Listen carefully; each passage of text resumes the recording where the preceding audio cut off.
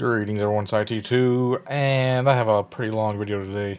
I'm going to do some book reviews, and I'm going to talk about some game stuff and some other things that have been happening. First of all, let me just talk about this book really quick, because I'll get it out of the way. This was a piece of shit. I didn't like it. I gave it 2 stars. I mean, kind of towards the end, it kind of picked up, but it's supposed to be about this library of the dead, right? It's supposed to be about supernatural stuff and, like, spells and undead stuff. It's not. It's about this girl. She's like from Zimbabwe and she lives in Scotland. You know, on the back it says like expertly blending elements of Zimbabwean and Scottish culture. So like this is the author, this black guy. And like I did not relate to it at all. It was hard to tell what the fuck she was saying because she kept using like Scottish phrases and like talking about Zimbabwe and stuff. She uses this like marimba to play music to like calm the spirits down and just like do favors for them. Like she'll talk to their people that are still alive for them, like, and then she charges money to the people who are still alive. It doesn't make any sense. Like, you seem like you just want to tell them you loved them one last time or something, like, or tell them where the money's hidden, and then you'd be done. It's not like you just keep going back and forth, like. And then like when she finally gets to this library underground, and like, there's no like magic system to this. There's nothing really to it. There was something about she was starting to learn some kind of fire magic and she made some sparks, but like it's not really fleshed out. It doesn't explain anything. It doesn't make sense. I don't know. It's just bad, but I got through it. Anyway, this was my last Halloween book I was reading. So then, deer season kicked off. Let's get into that. So I put a trail cam up. I actually got a couple of deer already this year. But this is one I wanted. This is one I got a picture of in my backyard because they come down there to drink the water at my pond. And I put a little block of like food block or salt block or whatever it is. And I tried to get some pictures of coyotes because the first deer I killed, or the second one, I took like a piece of the leg bones and stuff and I put it down there for the coyotes to get. But for some reason didn't take any pictures. So I put it back, started it up again. I don't know what's on it right now. Might be some stuff on it right now. But so then the second deer I killed. The first deer I took some of the stuff to my friend from Kurdistan, like the liver, the lungs, a kidney. He says they eat all this stuff from cows. So I take it to him and he didn't like any of it. So the next one I just threw away the liver. Or I tried some of the liver myself, and it stunk up the house really bad and it was gross. But then I was gutting and cleaning the deer. I was like, let me cut his balls off. Let me try some of these testicles, because he said testicles is the thing. I know my mom and my grandpa, they ate like hog testicles before. So I come home and I fried them up in a pan like this, and they got all really hard. And like I sliced them with a knife to see like if they were gonna like pop or what was going on. This white goo comes out, which I'm assuming is like whatever makes semen, or maybe it is semen, and it's like in this frying pan. So I posted it on my Discord and it grossed everybody out. So then Flygem sent me this brand new professional Tramontina Pro Series pan. Like, I had better pans. I've got some T-Fouls, but like you don't want to cook hog or like deer testicles in your good pans. So got a free pan. Anyway, so then, switching back to the books thing, I got into The Lonesome Dove. Everybody says this is one of the greatest books of all time, and it is. It's going into my favorites.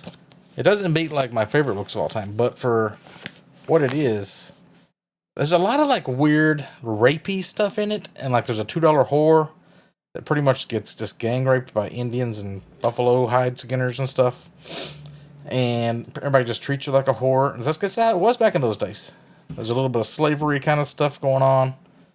But the characters, it's like that, what's the Joe Hill thing? Like he paints each character with just enough detail that makes them all distinguishable. So it's about, some people say it's like about like you getting old and having one last adventure, you know? Because there's 4 books in this series. I don't know if the second book is going to be the same characters or it's whole new characters in the same setting or whatever, but this is like one of those like 1883 by Taylor Sheridan, the TV show. If you've seen that, it's kind of like They're not on a wagon train going to Oregon. They're on like a cattle drive going to Montana. But it's the same, like dealing with snakes, dealing with Indians, um, just like the army trying to like steal your horses, and that's where I'm at right now. Um, but there's the main characters like these old Texas Rangers, and like this other like a third one shows up that used to be in their gang, and you got Woodrow Call.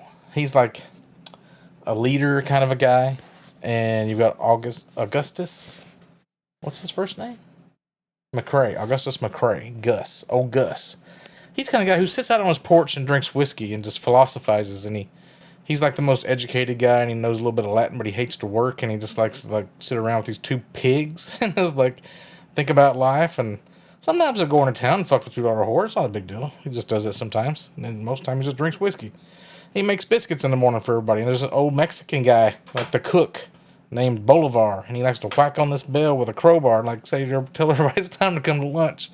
And you got these old kind of like there's a young guy named Newt, and then there's like a kind of a dumb guy named Pi, and they're like out digging a well with a crowbar and a shovel. Really, like back in those days, it's weird.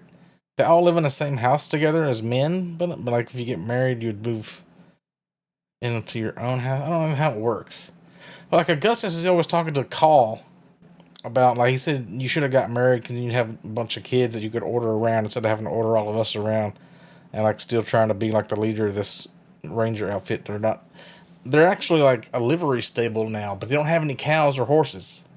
They got this big sign that they made, and they just like they decide they're right on the border of Mexico, like right next to the Rio Grande, right?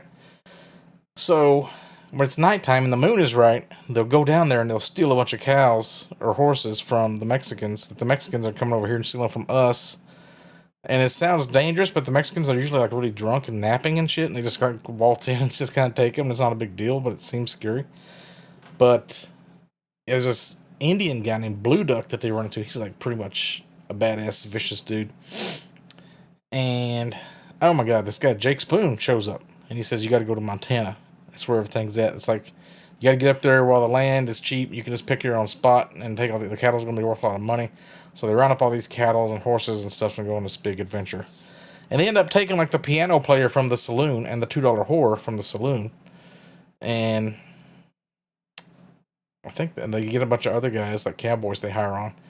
And it's just crazy adventures one after another. There's like this sheriff from Arkansas whose wife runs off, and he's going after Jake Spoon because Jake Spoon accidentally killed a dentist with a 50 caliber rifle that went through the wall and killed him.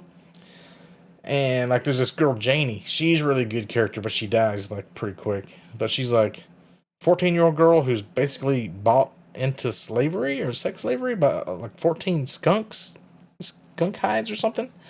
But she's got Indian blood in her, so she runs around. She runs as fast as a horse walks, pretty much. Like she can keep up with the horses without a horse.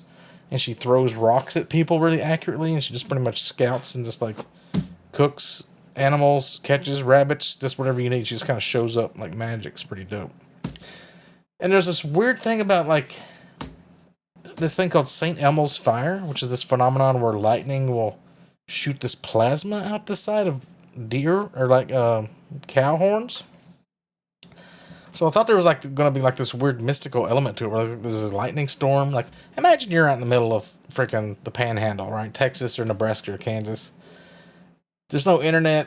You're just out there about just miles and miles of nothingness for months on end, and then there's a big fucking storm like they get out in there, like tornado storm front comes through, and like lightning, just constant lightning. There's nowhere to hide. There's no fucking trees anywhere. You can't get any shade. There's snakes everywhere. It's fucking nightmare. Like if we didn't have anything civilized out there, you would not want to be out in the Midwest. But oh my god, the characters in this, it just. And then there's this guy. There's another Mexican cook after the first cook leaves because there's two Irish guys. They find like two random fucking Irish dudes singing when they were going to Mexico to steal these cattle, and they were like, they thought they were in America. They're like, no, you overshot it by a few hundred miles. You're in Mexico. So they hired them and took them with them. One of them gets killed by a nest of water moccasins in the river. So then Mexicans like, fuck this, I'm going back. So then they had to get a new cook, and they got this guy named Po Campo, and he's like this wild, crazy, mystical character who like he cooks up grasshoppers and dips them in molasses, and he cooks worms, and he just cooks up kind of weird shit, and everybody loves it. They're like, they think it's gonna be bad, but it turns out to be good. And he like philosophizes about life, and like Augustus, he's always looking for somebody to like philosophize with. And then Jake Spoon, like once the $2 whore gets kidnapped by the Indian Blue Duck, he goes off to town and starts playing cards and just kind of abandons her and like becomes a piece of shit and gets in with these horse thieves. So then his friends catch him and they have to hang him. And it's pretty wild. Everything happens. Like, if you think about in a Western, right? Think about Red Dead Redemption, because that's what I was wanting to play tonight and stream it. But it's like 100-something gigs, so I'm still downloading right now. You got so much stuff you could do. You got the Cowboys and Indians thing, first of all, easy. But then you got the Mexican thing. Then you got, like, a cattle drive you could do. You could got, like, catching wild horses. That was in Red Dead 1.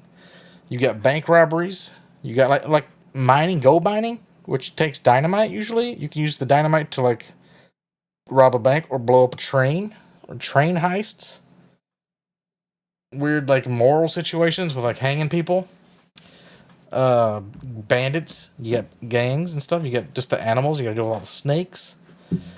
The weather situation with the tornadoes. There's like so much in a Western you could do. It's not just like, it seems really boring on the outside, but when you get into it, actually a lot to a Western. Plus there's like the poker playing and the saloon. Living in like a city in the Wild West is like a whole different thing. Anyway, I decided I wanted to be a cowboy, so I got some boots. I got some of these are not really cowboy looking boots, but they got like a American flag on the front and the back. And they got like this digital camo pattern. So I'm almost like, I'm going to get a belt buckle and a cowboy hat. And I got like a Wrangler shirt. And I got some jeans, but they were too long. So I'm going to take those back and swap them today if I can. And then I'm just going to go to my Thanksgiving dinner this year, dressed as a cowboy. Just freak my family out. So that should be fun. Other than that, you know, a few book reviews. I had a hole in my roof that I think I mostly fixed myself, but it still maybe drips 3 times every time and like has the rain come through. But what else has been going on? I got a hole in my roof.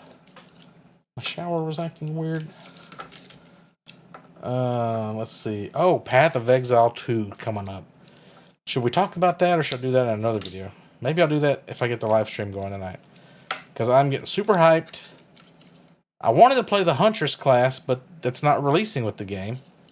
And then if you want to play it December 6th, you got to pay like $30 for this pack that you don't really get any like stash tabs or anything with it. So it doesn't really seem worth the $30, but I'll pay $30 to play it early, but I want to get like something good.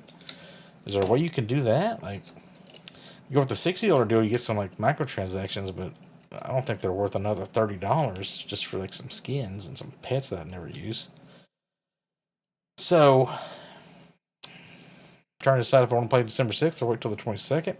Are they going to do like a wipe? Or is everybody that plays on the early access going to keep their characters? I don't know.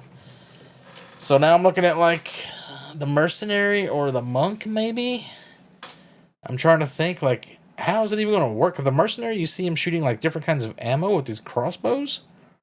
But you don't have to use a crossbow, right? You could be like a trap guy. Do they even still have like traps? I know totems is still there. I didn't see anything about traps. So if you play these classes, seems like their skills are kind of based on their weapon or whatever, right? But the monk has this crazy what's it called, energy shield thing. He's kind of like a Templar. Templar's always good. You get mind over matter. I think there was one node, just pretty much 40% damage reduction just for free, like no downside. If you use that with mind over matter for 30% off of your mana and like 40 regular, it's like so tanky. It doesn't even make sense. I don't know if they're going to like nerf all this stuff or how it's going to work. So I want to do some theory crafting and yeah, I got to order a cowboy hat tonight too. So I'm going off here. I'm going to order me a cowboy hat and then let's see. I'm at like 15% on this Red Dead Redemption. I might start up a live stream if I get time. It's already at 4 a.m. now. I went to the gym, but I just ate dinner, so kind of got sick and I had to come home. So I didn't really do that much